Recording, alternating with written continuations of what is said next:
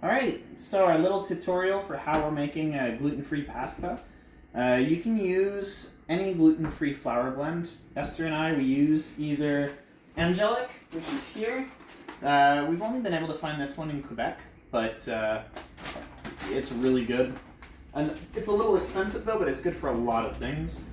If you want a cheaper one that for some reason works even better for particularly pasta like this, we go with the it's called Life Smart gluten-free all-purpose flour blend, and it's a you can get this at Metro or Super C, and it's really cheap for the bag, so it's pretty good. So for all the gluten-free flour blends, depending on the flour blend you're using, your oil that you're going to add later might vary. It's all based off of texture once you're getting the finalized product. So I'll kind of show you that later. But as a general rule, for the two flour blends that we have here, my base recipe is generally brings you pretty close, so you don't really have to do any modifications.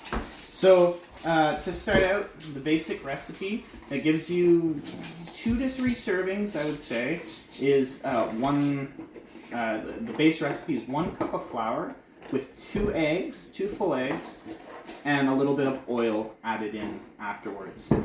If you're doing, like today, we're doing a double batch, so we can give you some. So we're doing 2 cups of flour, 4 eggs, and a little bit of oil over top. So all you do in a mixing bowl, some people will make this on like a countertop. I find it gets a bit messy with the gluten-free blends over actual normal gluten flour. So I like to do it in a bowl, just it's a little easier to work with. I'm going to take my ring off so it doesn't get all gunked up. So all you're doing here is you want to make what we call a nest. So you're just kind of creating kind of like an ant hole in the middle of all the flour. And this is where our eggs are going to go. So if this was on a countertop, this is what you'd be doing as well, because the eggs can stay contained within the well, is the official term for it. So you're just creating a bit of a well, okay? And we're going to want a little bit of flour, which I forgot here, 1 second, to be on reserve for afterwards. So I'll just take about a 1/4 cup of flour that I'll reserve so we don't lose too much of it. This is just for afterwards when I'm going to be working the dough. A note to add. So this dough, you can use it for pretty much any pasta. You can use it for ravioli. You can use it for the tagliatelles is what we normally do, where we just cut it roughly. It's like a more rustic sort of pasta. It's what I think we've given you in the past. If not, you can use the actual cutter attachments on a pasta maker, which we don't have out right now. It'll be out later. But I tend to veer away from the automatic cutters on the pasta machines, because the gluten-free flour, because there's no glutinous bond, it tends to stick a little bit, and it's really hard to clean the cutter blades. So just to avoid, contaminating them and stuff, it's just easier to do it fresh every time and cutting it myself. So that's why we normally go tagliatelles or raviolis and stuff like that, where it's a little easier to work with cutting by hand. You can use a pizza roller and stuff like that to cut them. If you ever want to make ramen noodles, it's the same thing, same base recipe. The only thing you're going to add is the base recipe, let's say 1 cup of flour and 2 eggs and a little bit of any vegetable oil. We use avocado, but olive oil works too. You just put about a 1/2 teaspoon of baking powder. If you're doing a double recipe like today, then it would be 1 full teaspoon of baking powder. And it's going to give it that fluffiness as you're working it, to kind of give it the ramen-like texture. It's just like a little secret we got for that. So back to the well, we're going to throw in our 4 eggs right off the bat. Esther, could I have a paper towel, please? Thank you. Okay. So we're just putting the 4 eggs straight into the well. So all our liquids go in the middle of the well, essentially.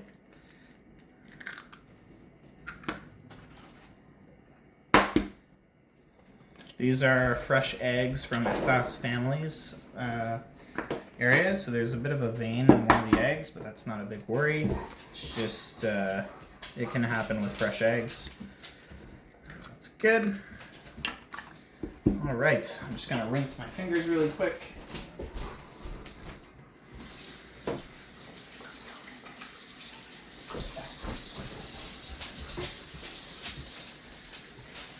And while Alex is washing his hand, you can watch our dog Gatsby. Hi.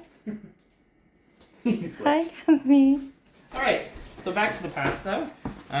So it's important not to salt this at any step. People make that mistake. You don't want to do that. When you're cooking the pasta, you're going to make sure your water is heavily salted, and that's where the salt's going to come from.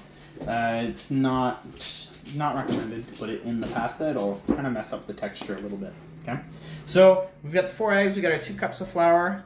In the well, I'm going to add, I go rough, just a couple dollops of oil. And that's just to help get the texture that you're looking for.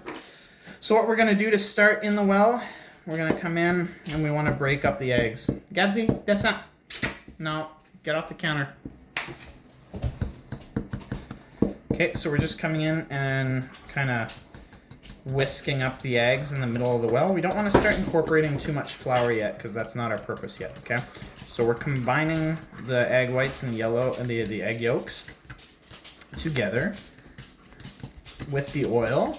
Now what we're going to do, because we're doing this the traditional method, we're actually going to start slowly as we're whisking.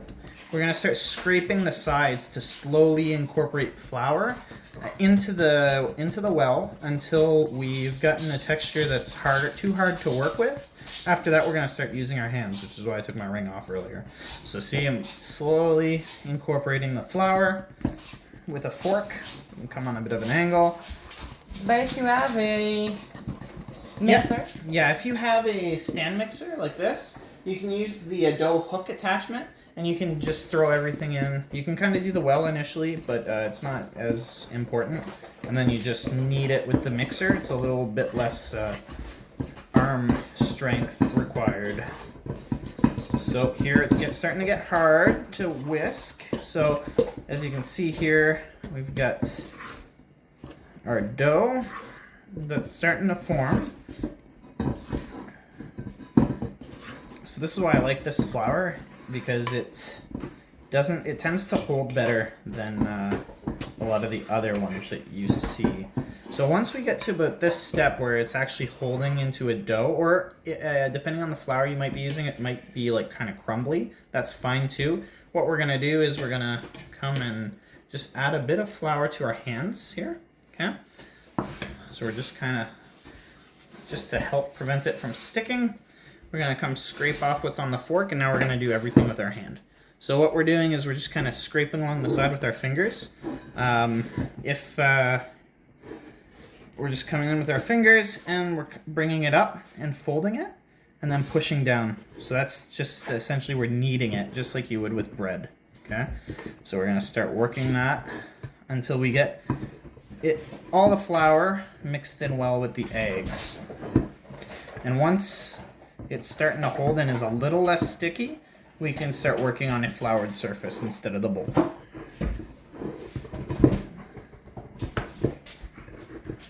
So right now, we're looking pretty good. I'm able to hold it. It's still quite sticky, but it's workable. So we're going to come and throw some flour onto our surface. Throw this here.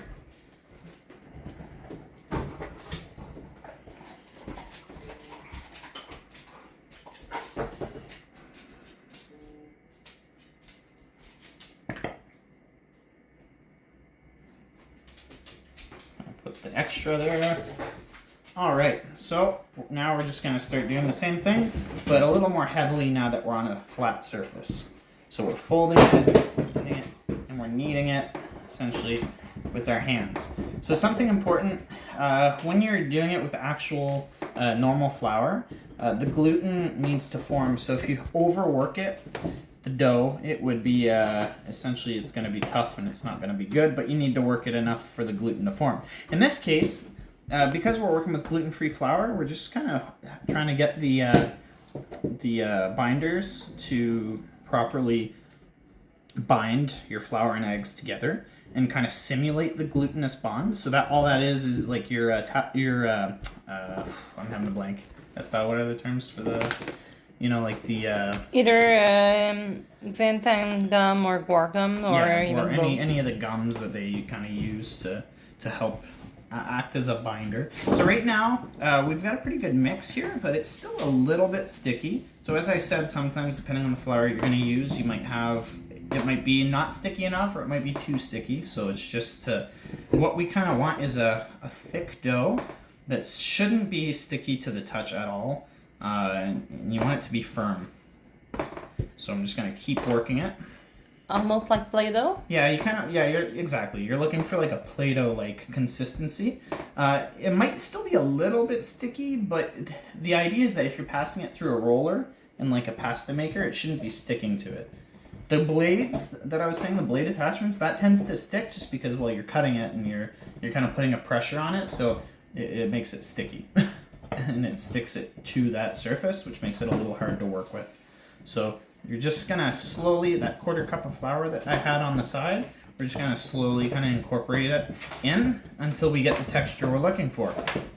Now, if a different flour blend you're using would have done the opposite effect, or maybe the eggs you're using are smaller and you're missing the humidity to it, so it's not forming this type of dough and it's just kind of crumbling, what you're gonna do is you're just gonna kind of remake a bit of a well in the middle, and you're gonna take a bit more oil and just add maybe a tablespoon of oil at a time until you get the texture that you're looking for.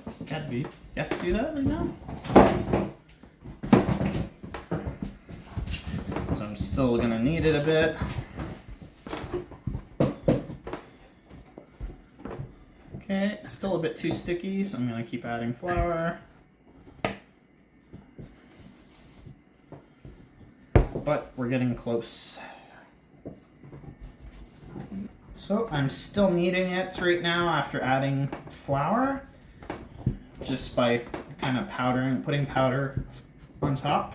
So as we can see here, we're starting to get that Play-Doh like consistency I was talking about. See, like when I press down on it, it shouldn't be bouncing back up like a bread dough would because it's thicker, right? It's pasta. So this is kind of starting to show me it's not sticky. It's not sticking to my fingers when I do it. But as I go in, I do still feel a bit of stickiness and not sticking on, even though it's not sticking on my fingers. So I'm just missing a little bit of flour. Then after that, this should be sufficient. So now I just got to work it into the dough again. This side needed a bit too. So now once it starts getting thicker, you can start kneading with your palm.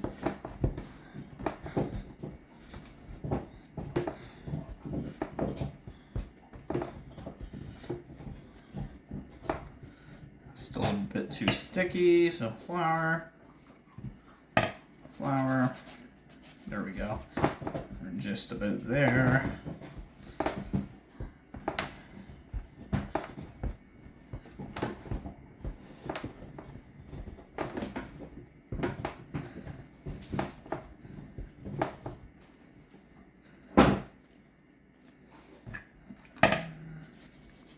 Adding a bit more.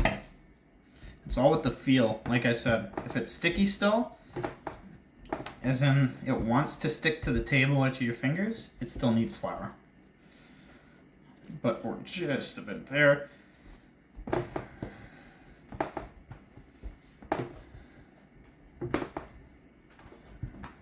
gonna flour the surface here a bit here. There.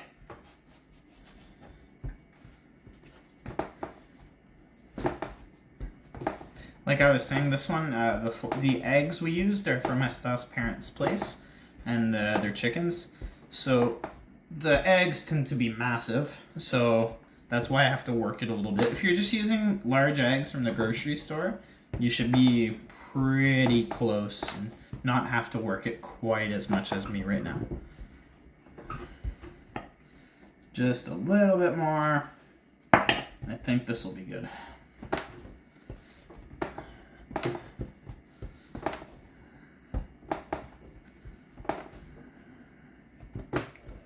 Right.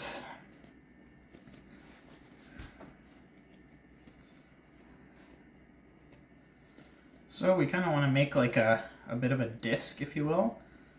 So as we see here, it's still a bit gummy. So I might just add a little bit more.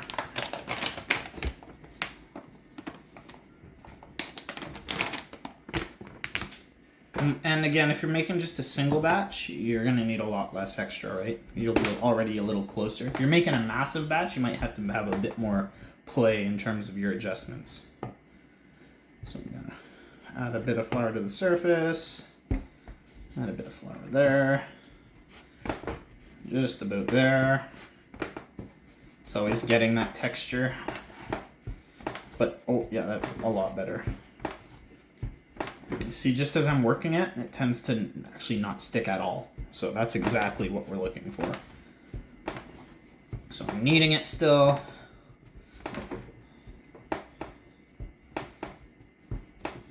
All right. I think we are good. So now what you want to do is once you get that perfect texture, so as you can see here, not sticky at all.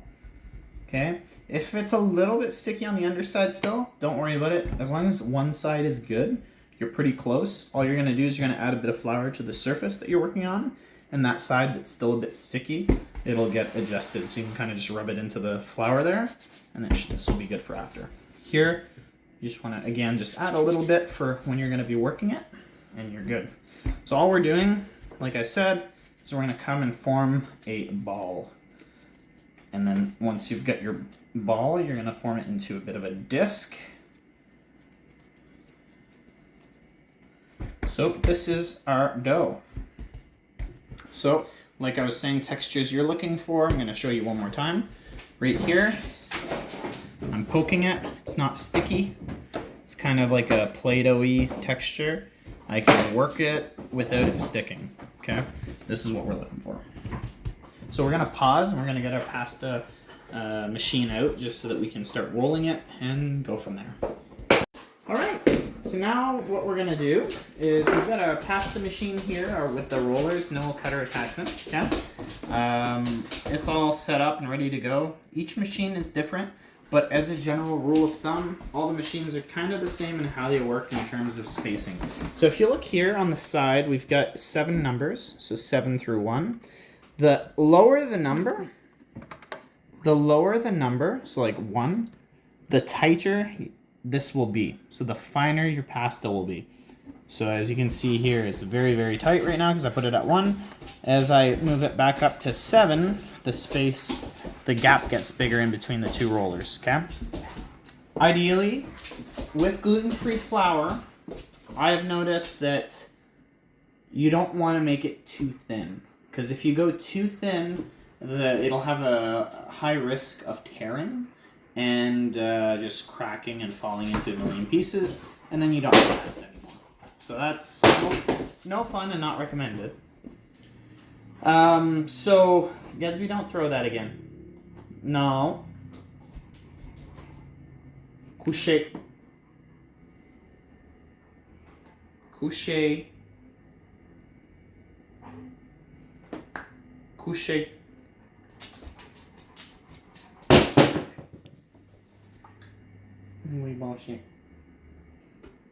So, as I said, sorry we had to cut the video because the dog was being a dog. So, we've got the rollers here. We've got it set at its highest setting. As I said, for us, on our machine, it starts at 7 as the highest, the biggest gap. We're only going to move down to about 5. I never go any more than 5 because it's just too thin and it doesn't work very well. Okay, it works, but not very well. You have to be very careful. So here with our dough that we made earlier, as you can see again, we've got perfect texture, not sticky at all. What we're going to do essentially for all our work here is we're going to be cutting it into sort of like wedges, if you will. I like to work with it in quarters when I'm doing a double batch. If you're making a triple batch, try to do it in sixths, or you can even, instead of making like a disc, you can make like a cylinder and just cut off chunks as you need gradually. So we've got our little quarter here. It's important to put the rest of the dough that you're not using right now in saran wrap because it has a tendency to dry very, very quickly because of the mixture of eggs and flour, right? being mixed like that. As soon as it's air given in, like exposed to the air, it dries really quickly. So as you can see just here, the little chunks that I had, they're like almost rock hard, right? So you don't want to leave those, the smaller pieces, exposed very long. So we're going to come back to our floured surface, throw on our wedge, and we're just going to come in and flatten it with our hand, okay? So ideally, we kind of want to make it into a bit of a rectangle.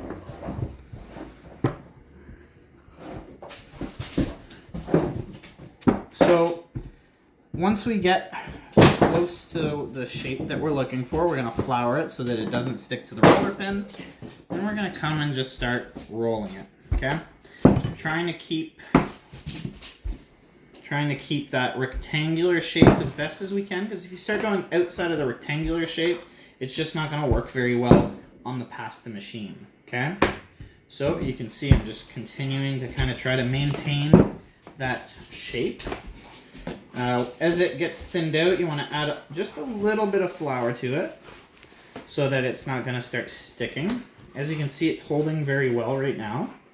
The reason I keep working this is that I want to be able to get it thin enough that when I'm putting it in here for the first time at its thickest setting, that it's not going to pinch it and squeeze it. Because once it starts pinching, it deforms it, and then you have risks of tear, you have risks of it ripping, cracking, all sorts of not fun stuff that you want for your pasta, right? So we're just going to keep kind of working with it. Normal pasta holds a little bit better, so you can kind of even just take the tip here and you'd be able to flip it. With the gluten-free dough, though, like I said, there's no gluten bond, right? So you want to be a little more gentle with it. If you're making regular pasta with gluten, well, you're going to want to do what we call folding. So I'm just going to show it to you, but we don't do it with gluten-free pasta because it doesn't provide any advantage whatsoever. The reason you fold it with gluten-free pasta or gluten pasta is because it's going to help the gluten to bond and make a nice sheets of pasta. So folding, essentially, you're just kind of folding it in threes, and then you turn it and you roll it again this way. Okay, gluten-free pasta. I've tried it. You can try it if you want once you're a little more experienced with it, but I do not recommend it. So we've got a pretty good size here. So from here, I'm going to make sure that I have enough flour on all my surfaces. This seems pretty good. I'm just going to add a little bit so that it doesn't stick to our roller. I'm going to add a bit of flour to the roller just to say. And now I'm going to start feeding it through. So what you're going to do is you're going to kind of leave it on your arm as I'm doing here. If you can see that. You don't want it to hang too far away from you, because if it's not on skin, essentially, it's just hanging by itself, it's going to rip, right? So I'm going to gently keep it aligned. Okay, now I'm just going to gently keep it aligned in the middle of the roller, and I'm going gently passing it through. So I've fed it through once at 7. This is what it gave. So see, it's a little bit longer. However, as I mentioned, the gluten-free pasta doesn't hold very well, so you start getting little tears on the edges, okay? With gluten pasta, the folding helps prevent this. For us, we don't really have much to do about it, so we're just going to try to keep going gently. If it starts tearing too much, what you can do also is you can just cut your pasta sheet in half so that there's less weight pulling on it, and it helps maintain its form, okay? So we're going to try one more time. Estelle, do you want to come turn it for me, please? Yep. That way. The other way. Yep. That way. The other way. Yep. Gently. You can go a little faster. Yep. Faster. Okay. Keep going. So as you can see, just the weight of it right now, it's already tearing it a bit. So we're going to keep going, keep going, keep going, keep going, keep going, keep going, and good. Okay. It's all through. So. Yeah, it's split. So this happens. All that you have to do if it happens to you, just keep tearing it. Okay. So now we got one sheet. Just a little more work. So you got one sheet here, and you're gonna have another sheet up here that I'm gonna cut right now. Okay. So we're working with 3 sheets instead of 2. So for the tagliatelles that we're making today, I'm not going to go any thinner than 6. So I just bumped it up after feeding it through twice. I'm going to feed it through one last time at 6. And that'll be our last one. I can do it. Yeah, I'm good. So I'm going to feed it through. What you want to make sure is when you're feeding it through, you just want to make sure that nothing is catching, because if it starts rolling up onto the rim, it's going to pinch it, and it's just going to make a not very good looking pasta sheet. So this is one done. I'm just going to leave it here for now. Okay. I'm going to feed this one.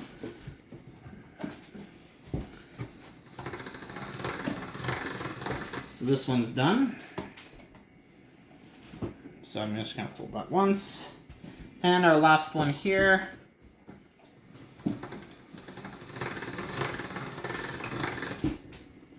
All right, so now we've got our pasta sheets for our first wedge. So a quarter of the pasta. I'm just gonna kind of want to flour this surface now a little heavily, kind of, because you want to make sure that when you're gonna cut it, once you're making the nest, that it doesn't stick. So I'm flouring all the surface. And as I said, I like to use a pizza roller to cut it, like a pizza cutter. But you could do it patiently with a knife as well. It's just I'm not very patient, so I like to do it this way. So all I'm doing is I'm going to kind of make uniform pieces. And this is what we call tagliatelles. It's a rustic, hand cut, a lot of times larger pasta, but it's delicious. We're gonna pause now. Alex's gonna do the rest of the cutting and the rest of the rolling. I can show just how to make a nest really quick. Oh, okay. So if we have a plate, all you're doing for making a nest of pasta, which generally a nest would be like a full quarter, okay, that we in the double batch that we made, but it's fine. All we're doing is we're coming with our thumb and index, and we're gonna pinch it, okay, just gently, for the pasta to kind of come up and form like a ribbon, like almost like a bow tie. You're gonna come and grab it, and you're just gonna pick it up so that it's hanging on your thumb. And all you're gonna do is you're gonna wrap it around your thumb, and that makes a nest. And you sparkle just a little bit of a little bit of a flour. Sprinkle of flour on top, just to help prevent it, and then you can kind of shake it a bit. And there's your first nest of pasta. So we're going to take a pause, and we'll come back once all the rest is done. Alright, so all the pasta is done. We've had time to kind of clean up a little bit. Most of the dishes are in the sink right now. You don't need to see that. But we've got our pasta that we're starting to prepare the actual meal. So the meal we're doing tonight is sort of like kind of an improvisation that we do, but the base recipe is usable in just about any recipe you're trying to make. So like for us, we're putting onions in over low heat just to make them translucent. We're gonna throw in some garlic. Once the garlic's thrown in, we're gonna fry it just a little bit over low heat, medium-low heat. Once it's fragrant and it's starting to take color, we're gonna throw in and deglaze a good quantity of wine, at least half a cup of wine. Okay, you can use normally white wine for pasta. Once you've deglazed, you're gonna reduce just for a couple minutes over high heat to make sure that the alcohol evaporates out. So I'd say at least 4 minutes, 3 to 4 minutes. If you're making a sauce out of it, you're gonna keep it for about 3-4 minutes. If you're trying to just give it a flavor and you don't want to make a sauce out of the wine, then you're gonna want to reduce it completely until there's pretty much, like when you're scraping, there's no liquid left. For us, we're making a cheese sauce, so we're gonna use a good amount of wine, and we're only gonna evaporate the alcohol out for about 3-4 minutes. We're gonna add in a cheese that we're using. From what Esther told me, you wouldn't be doing this, but you could substitute this with just about anything. Like you could use like a pesto that doesn't have any cheese in it. So just like fresh basil that you mix with oil and some lemon juice or something, it would be sufficient. Like it'd make a great recipe. The wine adds a really good depth to the profile to it. In the meantime, something that's important is that you're gonna have, when your sauce is just about done, you're gonna have your pasta, that your water should be not boiling like crazy bubbles. Like if you look, I've got it at medium heat, but it's been like that for a little while. So if you look, it's bubbling a little bit, but it's not at a hard boil. That's kind of what you want, okay? So once our sauce is gonna be just about ready, so like when we're at the step that we've reduced the wine, we've added in our cheese, or in like any other case, like a pesto or whatever else that we're trying to use to make our sauce base. Well, what you're gonna do is you're gonna throw in your pasta into the water. So our pasta is here, completed, okay? So you're gonna take this pasta, you're just gonna dump it into the water, and it's only gonna be about 3 minutes to 4 minutes at the most. You don't wanna cook it very long, because the reason dry pasta takes so long is because it's dry and it has to it has to absorb all the water to make it, like before even it starts cooking. So in this case, it's not dried out, right? So when you're adding it into the boiling water, you're literally just putting it straight in to cook. That's it. It doesn't need to reabsorb any humidity whatsoever. No moisture. It's just cooking. So 3 minutes, 4 minutes to the taste. You can use some tongues to like pull out a piece and taste it to your desired doneness, and that's all it needs. Okay. So what's going to happen though is as it cooks, all the starch is going to seep out from all the flour in here, right? It's going to seep into the water. So in any sauce that we're making, something that's really important is to have at least one ladle of the water to add it into your sauce, and that's going to give you the starch from your pasta into your sauce. And that's like Italian cooking 101. So we're going to continue doing this for now. We'll come back when we're at the step of adding in the pasta. Alright, so we've been reducing our wine. As you can see here, I'm scraping, and it's slow to follow, so that means I've reduced the quantity enough to make my sauce. If you want to fully reduce and just give flavor, when you do this, it shouldn't be coming back into where I scraped like this. Okay.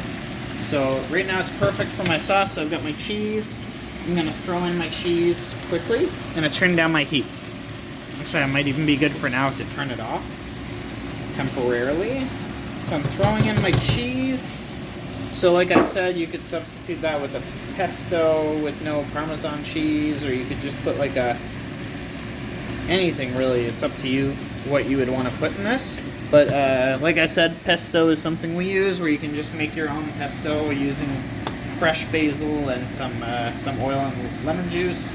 You'd mix that in. Or you could use the pasta sauce already bought. Pasta sauce. And you can put in some cashews and blend it all together to make your pesto, because normally it's called pesto if you don't use pine nuts. You could use pine nuts as well, where it would be more like a traditional pesto, just it'd be lactose free. So here we've got our sauce that's pretty much ready. So right now I'm gonna throw in my pasta because it's just about ready to be done cooking. So I'm throwing in my pasta like that. All right, that's good. So it's still kind of boiling over low heat, so I'm gonna put that up. I'm gonna put a timer for 4 minutes. So I turn my heat up. I like to use a slotted spoon just to kind of mix this, okay? I've got my ladle ready for my pasta water shortly. So here I've got my beautiful cheese sauce, using a local cheese from Lac Saint-Jean, from Fromagerie Médard. So I just want to make sure this is not sticking while that boils. You want me to? Yeah, if you don't mind. So Esther is going to keep doing that. I'm going to keep stirring the pasta to make sure that it's not sticking. I'm going to turn my heat up a little bit because I want to bring it to that soft boil that it was already at. So as you can see, the pasta is already starting to cook. It's already taking color and the texture that we're looking for. But we want to leave it for a couple minutes just so that it cooks through to the middle, seeing as it's a little thicker, as I kind of explained earlier with the tagliatelles, as you can see here, as they're not all the same size because I just cut them using a pizza roll, or a pizza cutter, I guess it's called in English. So I thought I was going to keep doing that. I'm going to put this up a little bit more.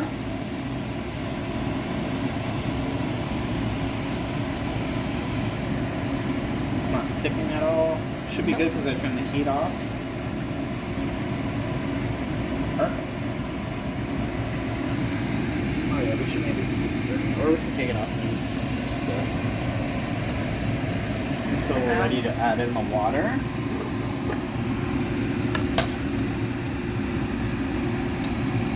So as you can see, the steam's coming up, so it's evaporating slowly, so it's heated up nicely. I'm going to keep it moving to prevent it from sticking. And we're at just under 2 minutes left for the cook time for what we like for our desired thickness. We like it kind of al dente.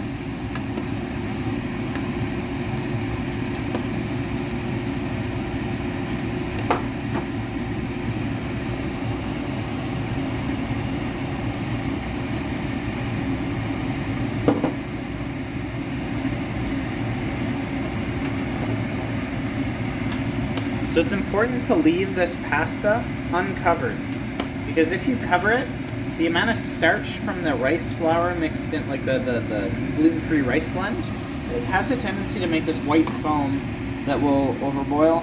So you probably have that experience with store-bought gluten-free pasta. It's sort of similar, especially with the rice flour pastas. So just keep it uncovered, just keep it moving gently, like I'm kind of doing right now. And right now we've got the boil, so I can turn it down back to medium heat, medium low. And we're just going to maintain that for another minute, and then the pasta should be ready. And we'll be able to throw it directly into the cheese, our cheese sauce. And we'll also be able to add, like I said, just a standard ladle of the pasta water itself. Because as you can see here, it's kind of whitish. That's just the starch from the pasta that's seeping into the water. And that's going to thicken our sauce a little bit. Just like if you added cornstarch, essentially.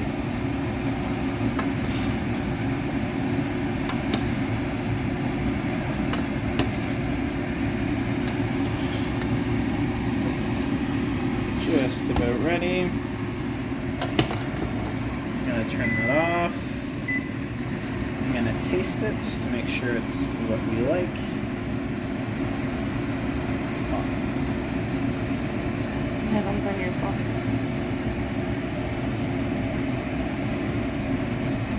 Oh, perfect.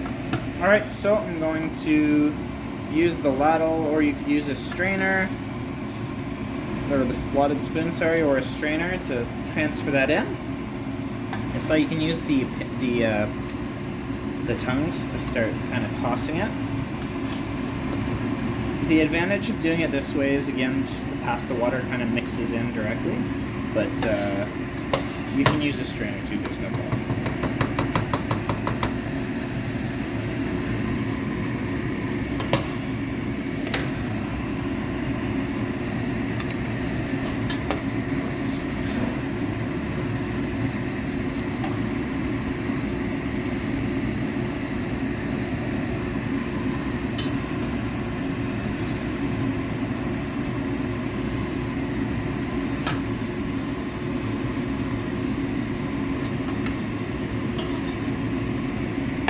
Seeing as I used a slotted spoon, I'm going to turn this off. I'm only going to use about a half a ladle because there's already some water that kind of seeped into the sauce. I'm going to use about, fill it up to about that much. I'm going to transfer it in. And now I'm going to mix this all up. And this is going to be our pasta. Just kind of toss it a little bit.